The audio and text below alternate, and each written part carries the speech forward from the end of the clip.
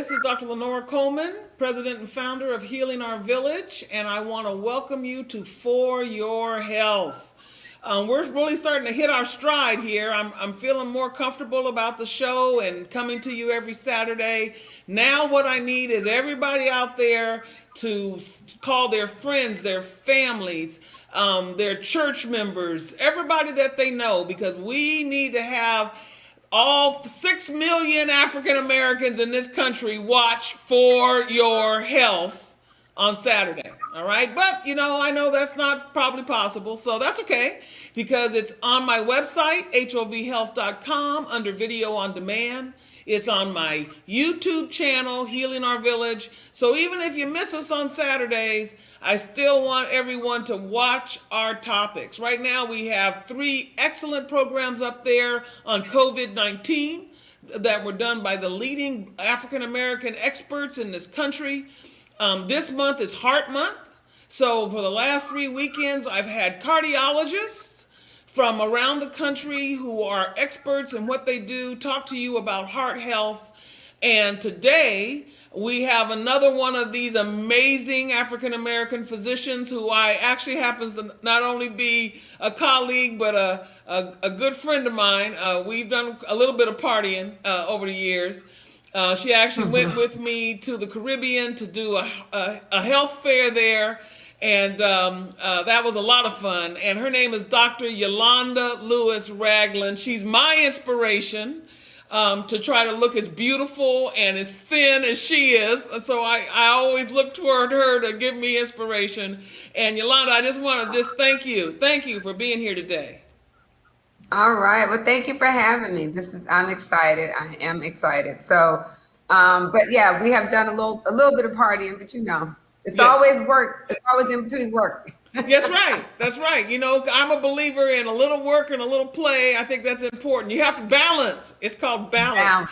So I want you to tell this audience sort of a little bit about yourself, a little bit about what you do, and you've done a lot of things over the years. So we want to know everything that you can tell us about what's going on in your life at this moment. All right. Well, despite the pandemic, a lot has actually been able to take place and take shape. So I'm very thankful for that.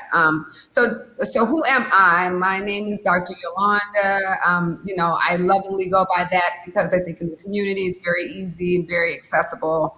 And I try to make sure that my community feels comfortable talking to me, sometimes too comfortable, but talking to me about lots of things. As a pediatrician, that's actually really important. But I'm actually double board certified in both pediatrics and bariatrics. And for bariatrics, that's the medical management of weight loss. A lot of times I say bariatrics and people want to know about surgery and when can they get assessed, and I let them know I'm not, I'm actually the before and the after. So either you are someone who's a candidate for surgery, but a lot of times that means that you have to lose a particular amount of weight first. You have to get on a particular program. You got to get connected to somebody who, when you're done, is going to also monitor you.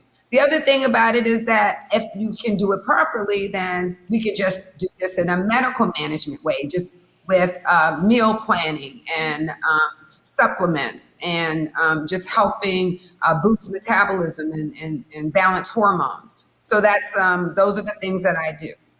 What is for me, it's exciting about kind of what I do is I'm here in the Washington, D.C. area. And I particularly, as a pediatrician, work in the Southeast DC area of the nation's capital.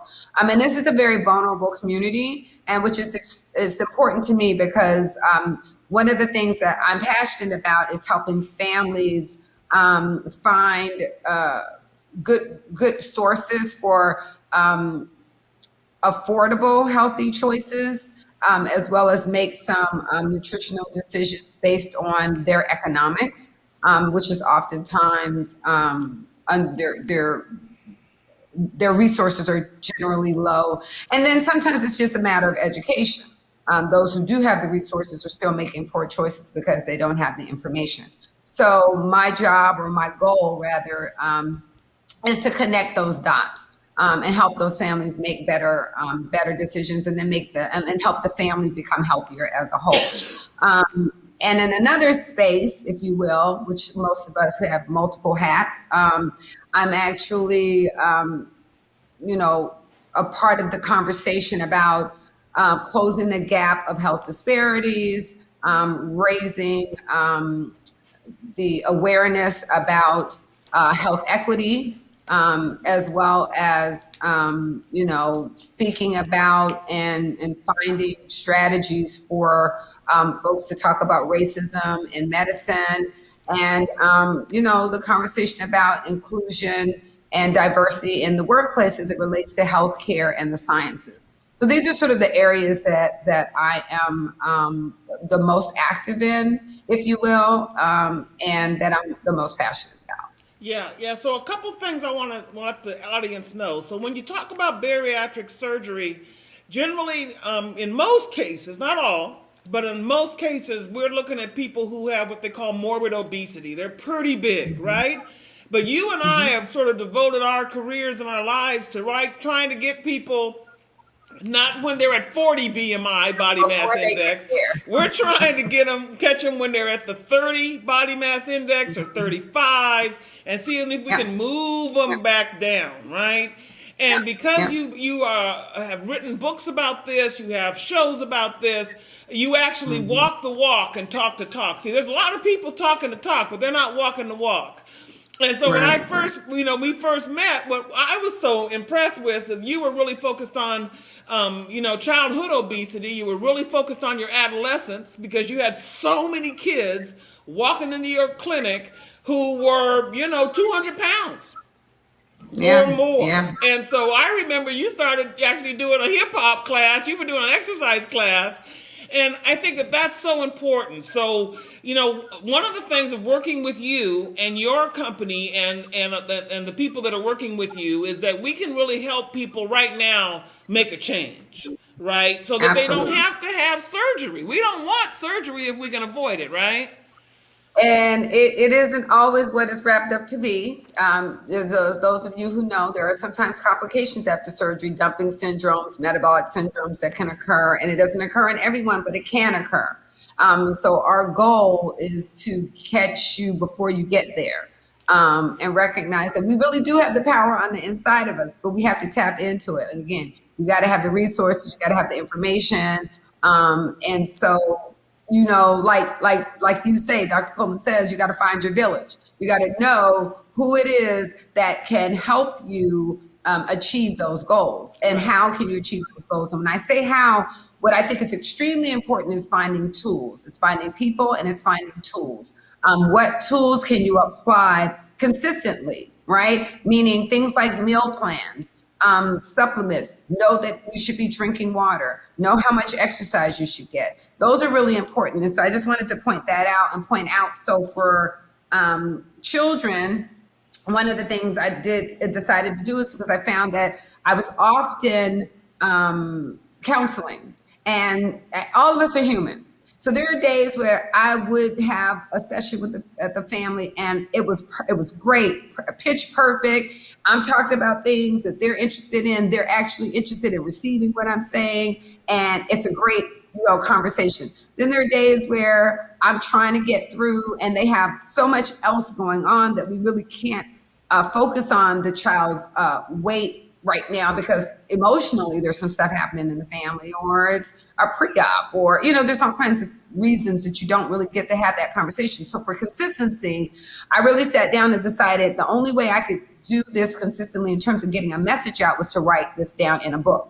So Okay. for children, I actually wrote a children's nutritional book, and I'm just going to show this to your audience. And this is actually called Naomi Negotiates a Healthy Lunch.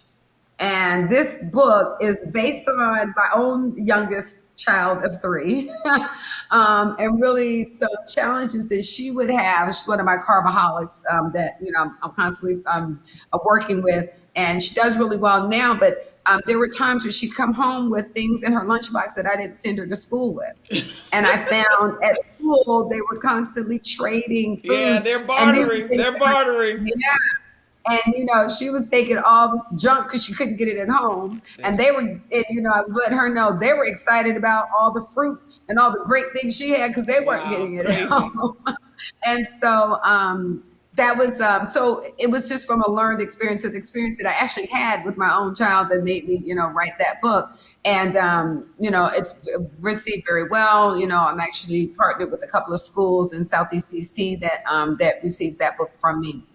And then same thing with adults. I've had times where I sit down and I tell them what they need to hear, and they're gung ho and they're ready to receive that information. And so then they take it and they run with it. Then you have the times where they know they need to do it. You know they need to do it, but they're not ready. They're not ready to hear the message. No. So again, it prompted me to write a couple of books for adults. So the first one I wrote is actually one of my favorites, and this is Dr. Yolanda's 10 Secrets to Lose Weight, Burn Fat, and Stop Food Cravings for Good. A lot of the foods that we're eating, they actually create cravings within us. And so if we don't know that, if we don't know how to use foods, if we don't know how to even use supplements, one of the things about supplements is it's very simple, but if you're not taking a multivitamin, but your body is craving certain vitamins, those cravings feel like hunger because you don't know that you're missing certain things, right? So if you're not getting enough copper or magnesium or zinc or whatever your body needs, it's going to continue to crave those things. And no matter what you feed it, sugar and fat and all the stuff that's accessible, your body's going to continue to crave it because you're not satisfying that actual need.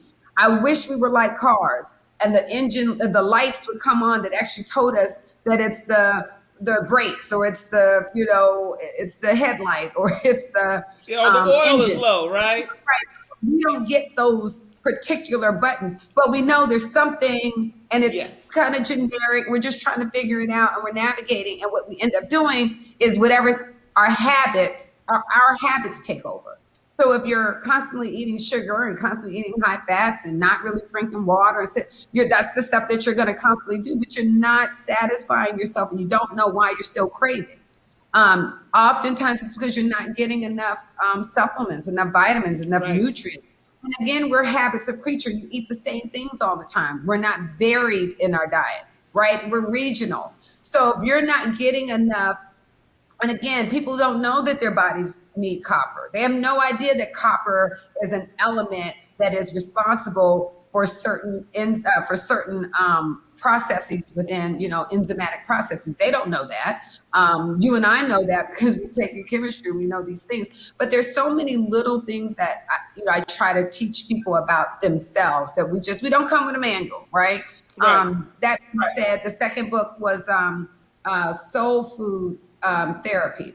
And this is how savory, my definition of soul is savory, organic, unprocessed living foods. So soul food for me are foods that are living foods, whole foods. We talk about whole foods all the time. It's not just the name of a store, but there are foods that are most like they are in nature. People were talking about plant-based, diets and Yeah. things, ways to increase your nutrients and your absorption of those nutrients in your gut because it's healthiest for you, as well as decrease again trans fats and the amount of processed sugar, because processed sugar is inflaming us. It's inflaming our guts. Yeah. It's causing inflammation in our joints. It's causing cognitive dysfunction in our children. That ADHD child does not need to eat a sugary cereal in the morning. No. Trust me. Ask their teacher. Their teacher will let you know. A whole bunch of parents are finding out too now that they're homeschooling these kids. So my point is we have to be better students about food because it's the one thing we all use, and food is really the first medicine. So for me, it's extremely important that our families understand more about food because not knowing about it, you're actually abusing it. And when you abuse it, you're at that BMI of 40 and now you need surgery. So we got to figure out how to get this information out. And again, give resources, real tools and this is a manual that comes with the soul food therapy that allows people to really kind of go through each chapter and apply it. One of the things I learned in, my studies is that adult learning is not just reading something and receiving information. It's applying the information once you receive it. So once you get a lesson, what did that mean to me? How do I know that I really learned something? I actually have to apply it. For kids, they're taking tests all the time in school. They have to know if they really know something. We don't get that opportunity. So one of the ways that you do is with things like manuals and self-help books that actually take you through step by step by step, so that in my book with my manual, you learn how to create your own meal plan. I give you one, but I tell you why it works and what it's about and what are you trying to achieve with a meal plan, so that after that 30 days, you don't want to keep eating those same foods. How do you create your own meal plan moving forward for the rest of the Yeah, year yeah, and for the yeah, next 5 years and 10 years and for life? Most of us don't want to admit it, but if you're really maintaining your weight and you're on a mission, your lifestyle really it makes you stick to a meal plan, and it's not a diet. It's just right. a plan. I know from week to week to week what I'm going to eat. It's not always the exact same thing, but there are variations of kind of the similar things when it comes to knowing I'm going to eat, whole fruits and vegetables, whole grains. I'm not going to buy bread. For me, there are things that I'm going to do, the amount of water I'm going to take in, if I'm alkalinizing this week or not. All of that stuff is a part of a plan. Yeah. And the goal is to get that information to families. So when we were before we started, I was telling you that I'm like a lot of other people in the country. Last year was rough. COVID-19. I'm tired of wearing masks, and I was pretty much at home because I'm in that high risk category, because of my age, and so I got that 20 pound spread like everybody else out there because I just wasn't able to adapt to the change in my lifestyle. So this Sunday, last Sunday, I decided, okay, it's time. Okay, so you see this water bottle. All right, so now I'm really trying to do this whole water bottle thing because I don't like to drink water. So I have to go through a whole process to get my water in, right? And as you know, I have a liquid green tea that we use that helps flavor the water, that has high antioxidants. So that's how I get my water in. That's planning, though, right? I have to have the water in my house so that I can drink it, right? Because I'm not really drinking tap water. So that's part of the plan. So I don't like breakfast. So I have to force myself to eat before 12 o'clock because even though I'm awake and I'm up at around 9-ish, 10-ish, I don't, a cup of coffee, that's it. I don't even think about usually eating till 2. That's bad because then my body doesn't know that it's going to get food coming to it. And so it holds on to everything that I eat and I don't metabolize. So I have to plan eating my 3 meals and snacks. I have to plan for that. And when I go to the grocery store, I have to plan that I'm going to have some 100-calorie snacks, right? Low-cal snacks and fruits, whole foods, right? That I can grab a hold of that are easy for me to get to. So all of this, what people don't realize that this does take some planning, but now it's a way of life for you. It's a lifestyle for you because you've done it. So this planning is only in the beginning, folks. And then after you kind of get this thing going,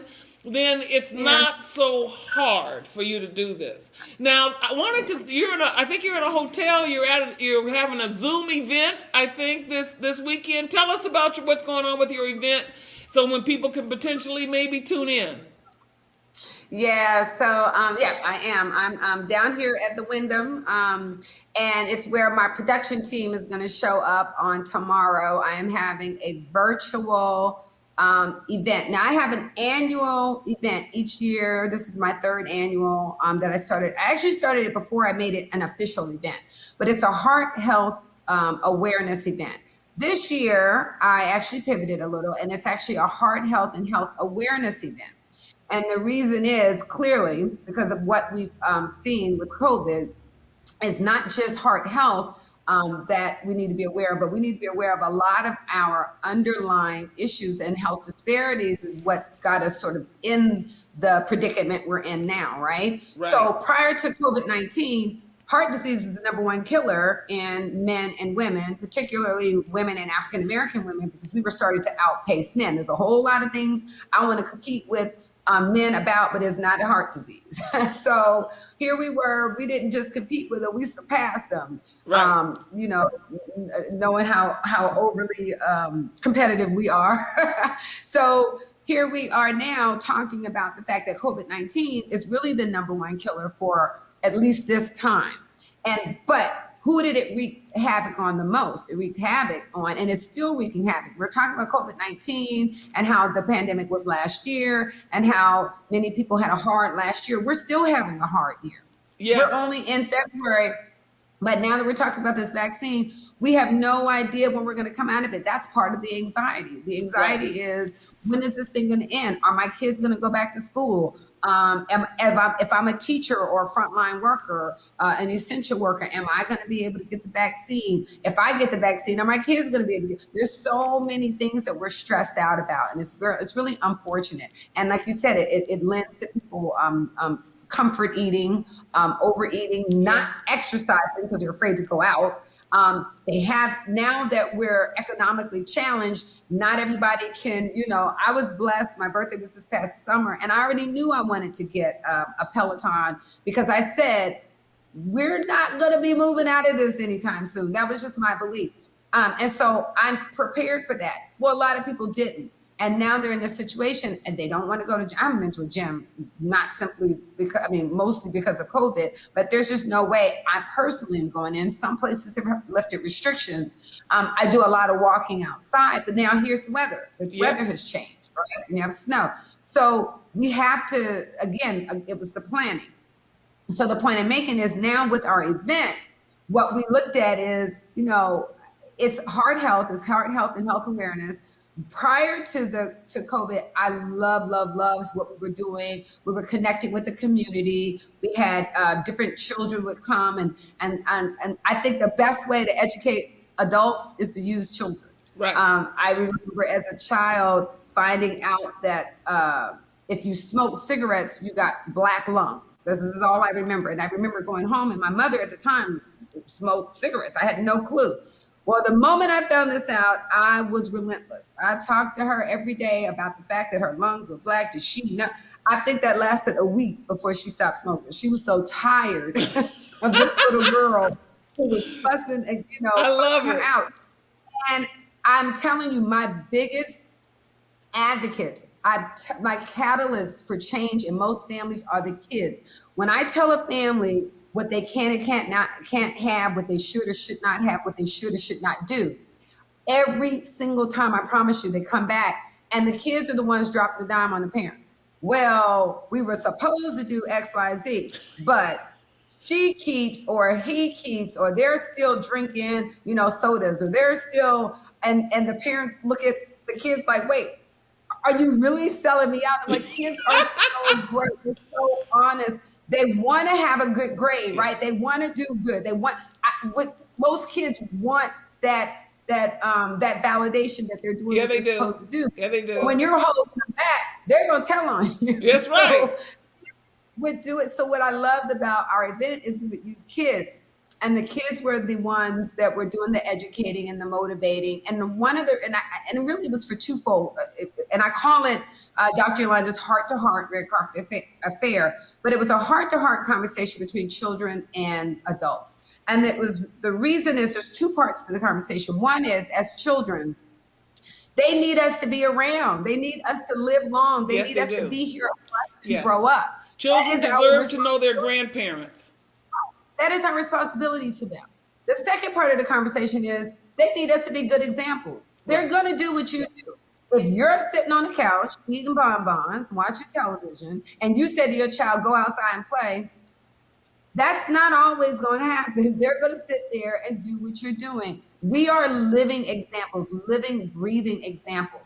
Right. And when I really, I think, accepted that was, I was into, and I still love to go, but I haven't been because of the pandemic. But I used to go to Bikram hot yoga all the time. And I got to the point where every time I grabbed my bag, my youngest at the time was very young. She was about 6 or 7. And I would go to grab my gym bag and she would say, oh, Mommy, you're going to yoga class. We'll see you in a couple hours. She knew as soon as I was reaching for a particular bag, what I was doing. Right. And it already created in her an understanding is that's mommy time. That's what you do.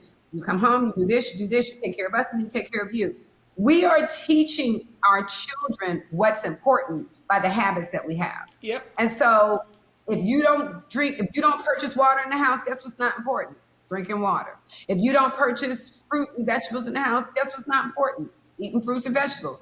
So you can't expect them to just go to school when they have school lunch and then choose to eat fruit and vegetables at school, but they're not eating them at home. Right.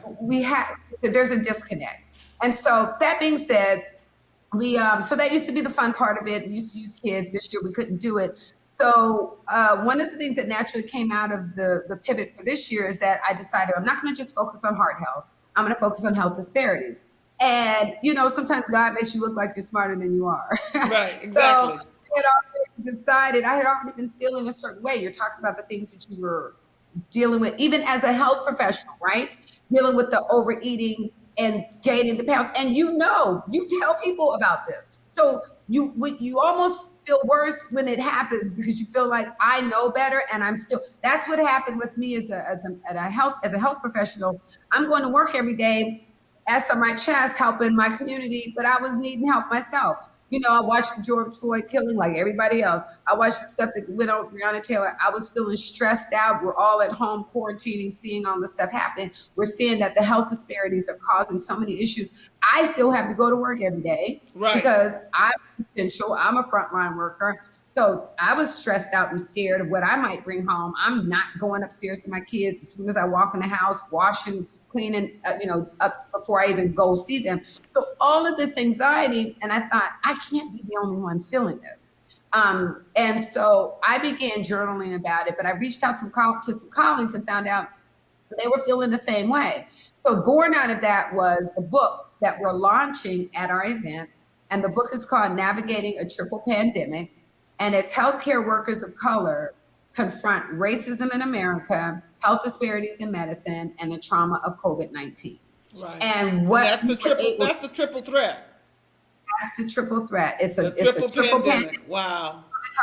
Pandemic of COVID, that's fine. It's there. But let's talk about the pandemic of racism and the pandemic of health disparities. The true definition of a pandemic is it's not just affecting one country, it's affecting the entire world. Where racism is affecting the whole world. When we saw that situation with George Floyd, you saw protests in France, in Nova Scotia, in Italy, all throughout Europe, and all these countries and all over the world, because people realize it's not just happening here. We're one of the most blatant about it, but it's not just happening here. Health disparities. Health disparities always affects the poor in every country. I don't care what country you're in. Countries that are supposed to be protected by their governments are not. They're exploited and they're left to their own defenses. And so these pandemics all came at a crossroad, and it was affecting healthcare workers in particular because we were faced with all of it. Racism, the health disparities because it was overpopulating our own clinics. And then COVID, some of us were personally being affected by COVID, either ourselves or our family members, or in general, just the anxiety it was causing in us to deal with the public. So the book is 15 of us, 15 authors. We all write our story.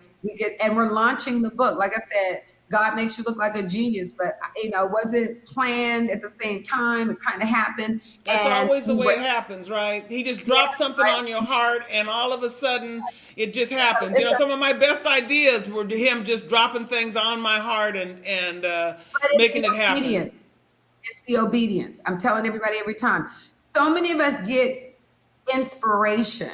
We get ideas about something. We get something dropped in our spirit, but we don't always act on it. No. So I believe it's the combination of that inspiration and your obedience. Because I remember there was a moment where I wasn't sure I was going to really just do this, like pull the trigger. Well, who else is going to want to do this? Nobody wants to hear me rant and rave about how I'm feeling. Like I didn't.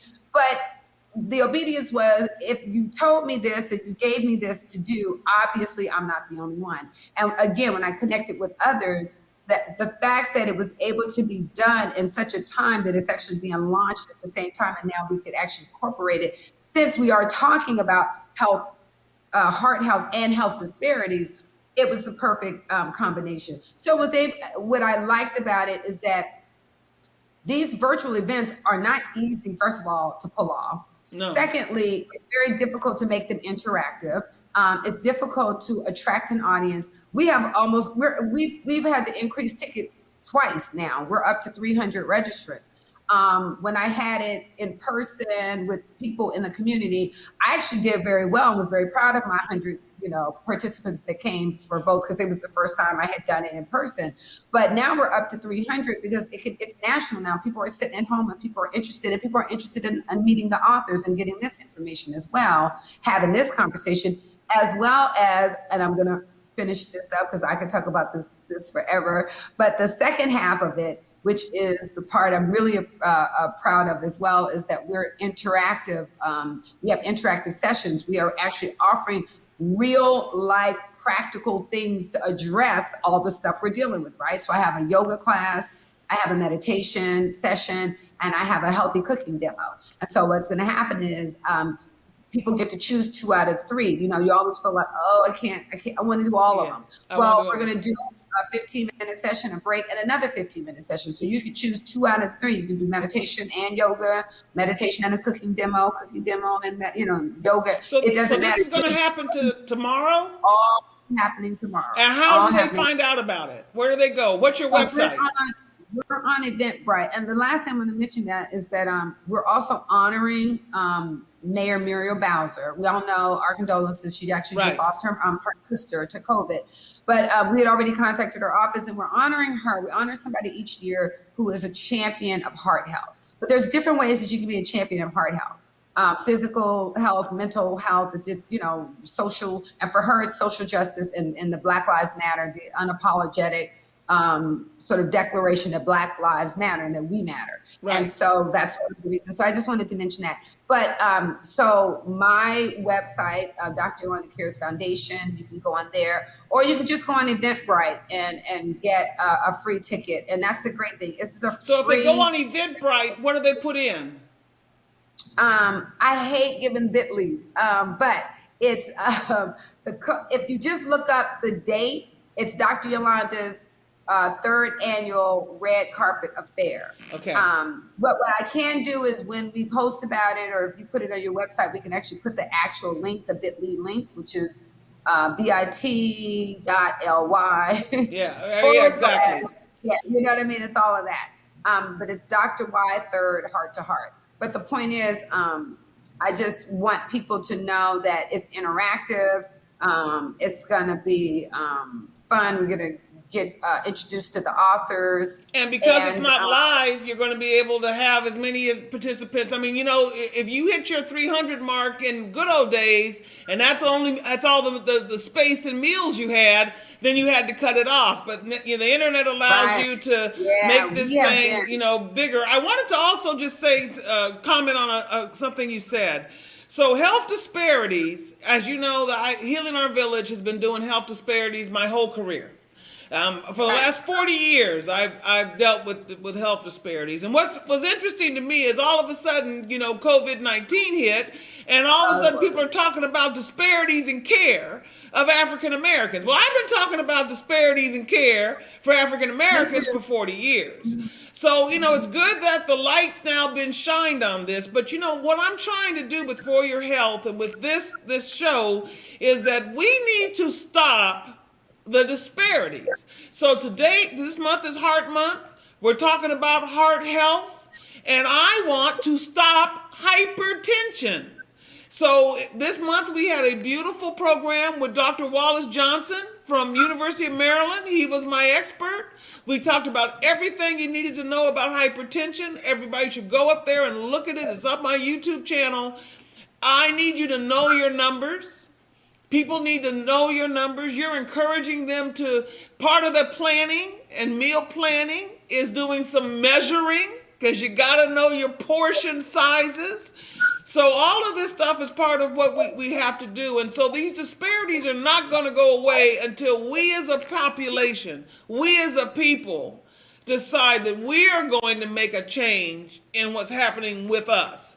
And you don't know how many times I ask people, so what's your blood pressure? What's your medicines? And they say to me, well, I don't need to know that because my doctor knows all of that. And my doctor's taking care of me. And one of the health disparities we don't talk about is that sometimes the healthcare system lets you down. Many Sometimes, times. you need to know so that you can challenge people, right? Many times, one of the I have several things that I do focus on with families, and one of them is advocacy. And advocacy is not us going on the hill and telling stories of families. I'm talking about self-advocacy, knowing, again, what your numbers are, what your medication are, what your expectations are of a healthcare provider. If you're not getting what you expect from a healthcare provider, then it's the wrong healthcare provider. Right. You have a right to fire your healthcare provider. Yes. You have a right to look for somebody else. You have a right to understand that what's being told to you, if you're not in a relationship with a healthcare provider that takes the time to explain some things to you or partner with you in your care, then you're with the wrong person. It is what it is. But for so long, the healthcare system has been very paternalistic when it comes to the Black community, the communities of color, transgender, LGBTQ, whoever has been marginalized, and you just sort of had to accept what you got and be lucky and feel, you're just lucky that they gave you any care or talked to you at all, kind of thing. Right. And those days are over, and we really do need to encourage people to be their own advocates, especially with pediatrics. Parents have to know they're advocating for their kids. And so one of the reasons, if you're advocating for yourself, you're also responsible for yourself. That means you're responsible for the food you're eating. You're responsible for the exercise. You're responsible.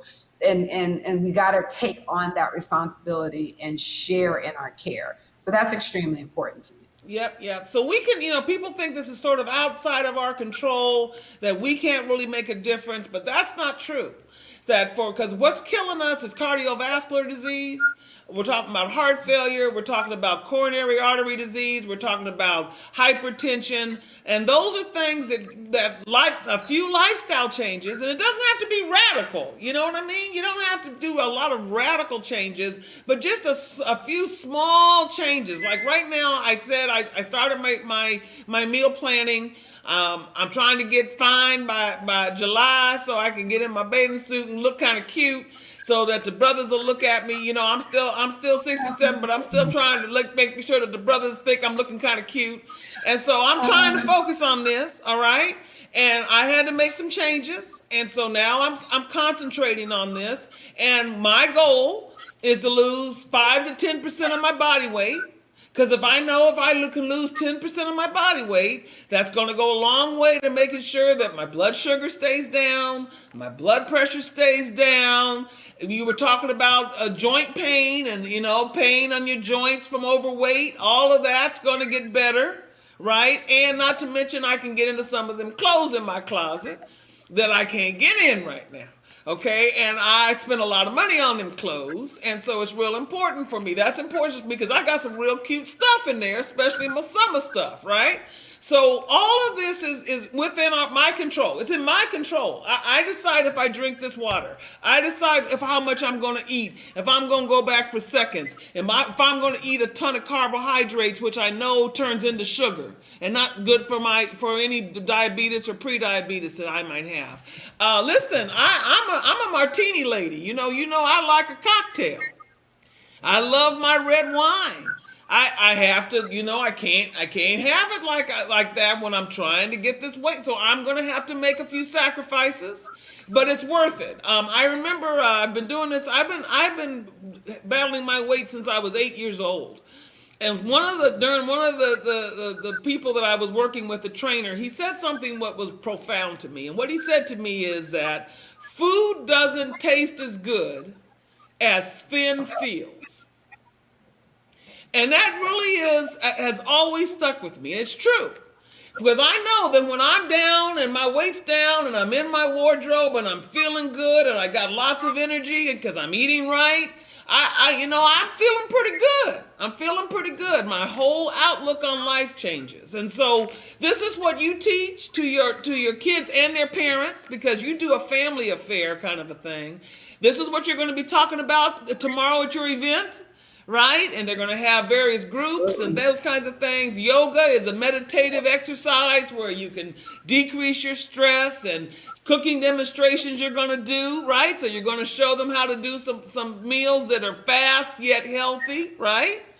So all of that is part of what I think we've got to do. And just so you know, we're doing online Zoom nutrition support classes every week. I have a dietitian that's on Zoom, and we do an hour class. And I'd love to look at your textbook so that we can maybe incorporate some of your workbook and some of those learnings into our weekly nutrition support, because we need to be able to do that, because eating is a family affair. Definitely Absolutely. is. Yes, yeah. So we've talked about your books. We've talked about the event. What other major things can I have you share with my audience? Because I know that right now you're in the middle of trying to get ready for tomorrow, so I don't want to keep you here too long. But I do want to hear some maybe parting ideas, thoughts, comments you want to share with the audience. Again, right now, what I want everybody to do is be able to sort of connect with us for our event. Again, for the books, they are able to buy them either on Amazon or Barnes and Noble. My nutrition blog, which is BodyDocPro, BodyDocPro. So you can buy the books there. And there's other ways to just connect with me. Info at Dr. Yolanda MD is my email. I mean, there's all kinds of ways to connect with me. On Instagram, I'm Dr. Yolanda MD. Twitter, I'm Dr. Yolanda MD. So there are a lot of ways to sort of connect with me, in terms of just helping with families and meal plans, and just helping people get started on sort of a conversation regarding their families. Yeah. Regarding resources for food, for eating in a healthy way. And then I think my last one of the statistics that is really dear to my heart, and a lot of people say, when you're a pediatrician, why are you, what made you sort of grab a hold of heart health as one of your sort of pet projects? Because it seems to be an adult disease, right? Right. I got tired of going to Red, and I still go, but I go to Red Dress Affairs and all these things that are for adults. And what made me get really passionate about heart health as a pediatrician, as one day I was just doing some reading and dealing with a kid that I was trying to connect to services. And we were talking about heart disease, and one of the statistics on the website from the American Heart Association is that 49% of African American women have heart disease by age 20. Wow. If they have, if half of us, because the 49, you might as well say 50.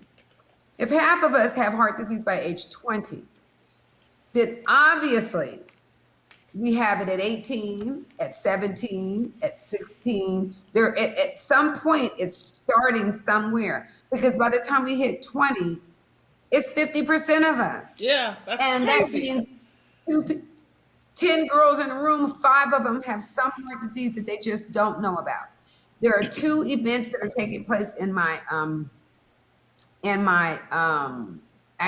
activities taking place in my event that I'm very proud of. I call them Dr. Yolanda's Red Couch Conversations, where I actually have a taped interview with a couple of ladies.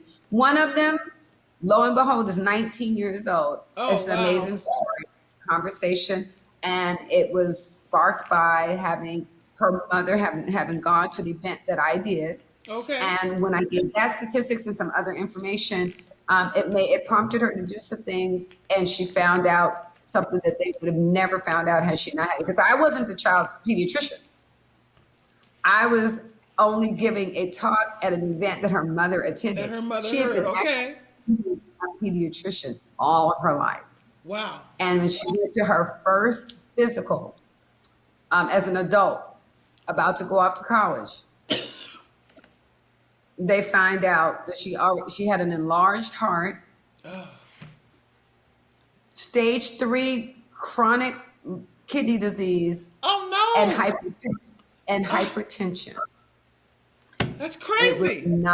was not detected because in many communities, when you're active and you're used to doing it, the pediatrician is not even looking for heart disease. No, you're not. You don't even think about it. That's why when you If hear you about the have athletes who die sudden death on the basketball court, that stuff, you just don't die a sudden death on a basketball court, right? That stuff's been there for a minute. So I'm gonna say, there's a reason it matters that your doctors are in your communities that look like you, Yes. that care about you, that think about your particular health concerns the way they would think about their own and their Right. own children. It became very evident to me that it's our responsibility to get this information out and to champion these things. Yeah. And it's not just an adult disease, it is a pediatric disease. And it's not just a pediatric disease, that's an epidemic. If we were talking about 50% of anything else in any other group of people, they'd be shouting about it from the rooftops. Right. But it's Black women. That's why it's not on the front page of every newspaper. It's not on every news station. It's just not. And so it's our responsibility to get that Yeah. information out. And as the mother of 2 young women, I'm extremely passionate about that. For me, that's a health disparity where we don't talk about certain diseases and illnesses because they occur in this particular population, and that population is not very important. It's just not. So we're more apt to talk about Tay-Sachs, how rare Tay-Sachs is. Yeah, exactly. We all learned about Tay-Sachs disease in medical school. There are very few people that really suffer from Tay-Sachs disease. But we learned about it. We all know about it. But we don't learn as much about sickle cell Nope. and about hypertension, So it matters. It matters. Who you're listening to, it matters where they were educated. I'm HBCU trained, proud of it. And I'm very adamant about making sure that our communities are receiving the excellence and care that they are owed, and that each of us is responsible and learning things so if I didn't learn it in my school, I should be learning about it now. If this is the population I'm serving, then I should learn more about what are some of the things that this population is facing, or is more prevalent, and that I should have like a low tolerance for. I should be very, very keenly aware, and we just have to do more. So I just want to say that's one of those statistics that really jolted me into crusading about this particular subject matter in children, is for heart disease, is that our young girls we're not protecting them, just like human trafficking. Yes. And all these other areas where we got to be protective. We got to protect their hearts. And I'm not talking about from heartache, Yes, from yes. broken hearted. I'm talking about from hypertension, stroke, heart attack, the liver, the chronic kidney is from the extensive hypertension. So just so much that we just need to do. And that would be, for me, my parting words is just, again, it's a part of knowing your numbers, but it's also connecting with the right providers. Right, and exactly. Really understanding that this is a relationship that for pediatrics, it's for years. I have kids that I've had in my practice for 20 years. Exactly. For 20 years. So one of the things about For Your Health, and I'm going to thank you in advance for pushing this out to your constituency. You know, 800-788-0941 is our 800 number. You don't even have to pay for the call. If you need a pediatrician, if you don't think you're getting the right care from your adult doctor, if you need a cardiologist, I'm connected with blackdoctor.org. We can, in wherever you live, we can find someone who we feel understands health disparities, understands cultural competence, and we can get you put in and hooked in with doctors who care if you're here or not here. Everybody I bring on this show right now, this is a labor of love for you. You've been doing this for years. You're not no millionaires. You're not making a bunch of money doing this. I'm certainly not making a lot of money doing this. This is a labor of love for me. This is my purpose. This is why I'm here. This is a spiritual walk for me. So we're here to help you live a long and healthy life. I know doctors all over the country and in the Caribbean and Africa, all focused on trying to get people to live the promise of 70 years. For those who are believing God and believe in the spiritual walk, this was the promise that we were supposed to live 70. And so we're here to try to help you do that. For the kids, for the parents, all of us, for the moms, the dads. We talk about the dads on our show as well. A lot of African American men have hypertension and are not getting their blood pressures under control, and we are leaving here because of heart attacks and strokes. So this has been a good month. We've had some really good programming. I just want everyone to, again, do Dr. Yolanda MD. She's on Twitter, she's on Facebook, she's on Instagram, she's all over the place. Books on Amazon. If you don't remember how to get to her, call Healing Our Village at 800-788-0941. This episode will be up on my website, which is HOVHealth.com. Just go to videos on demand, and I have all sorts of programming there for you to not only watch, but share with your community. You know, we are dying due to lack of knowledge. And we have got to try to change that. There's no reason that we should be at the highest level of COVID in terms of mortality because of diabetes and hypertension. That don't make no sense to me. So if you don't know if you're in good control with your blood pressure, with your diabetes, if you don't know what your BMI is supposed to be in terms of your weight, if you don't know where to begin, how to start, that's what we're here to do. And I will hook you in with Dr. Yolanda Lewis Ragland. She's one of my colleagues and good friends. I know doctors all over the country that are all here in the fight. We're in the fight. We're trying to make a difference because we actually do believe that Black Lives Matter. And we know that less people are getting killed because of gun violence than are due to heart attacks and strokes and the other health challenges that we have that we should not necessarily have to be dealing with. So I want to thank you again for coming on today. I'm trying to talk you into coming on a regular basis, so I think I've convinced her that she will be back.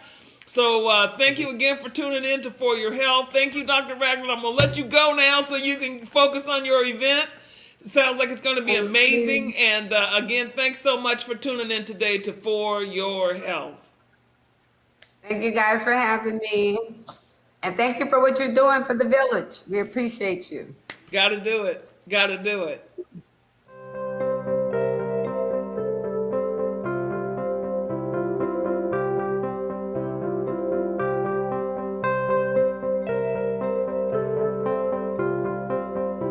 Epigallocatechin gallate, superoxide dismutase, glutathione peroxidase.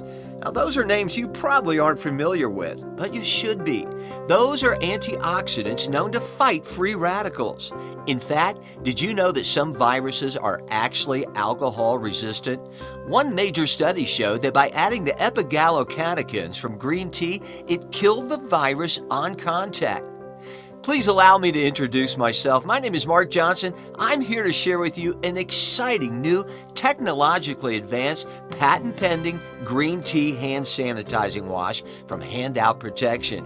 Now, this is not your typical hand gel designed to just smear all over your hand. This is a hand washing sanitizer to cover your entire hand, both the front and back of your hand, in between your fingers and your wrist. This is a non-sticky sanitizing hand wash designed for convenience to take with you in your purse, pocket, or carry in your lunchbox. As Dr. Josh Ridge has stated, what goes on your body goes into your body. That is why we choose only the highest FDA-compliant ingredients, such as 75% isopropyl alcohol and organic green tea brewed with alkaline water. The only way to protect yourself and your family is to always carry a disposable package of handout with you. This may be the only handout you ever need.